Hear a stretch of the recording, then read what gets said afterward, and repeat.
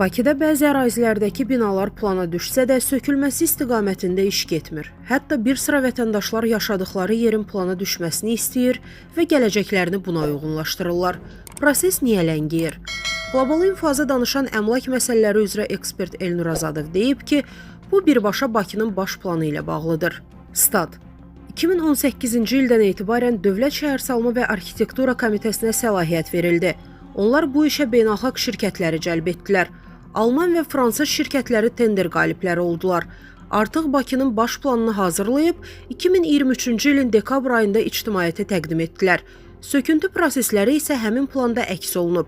Həmçinin köhnəlmiş yaşayış fondu var və ekspertlərin açıqladığı ilkin rəqəmlərə əsasən belə binaların sayı 11-12 min idi. Hazırda isə rəqəm 16 minə çatıb.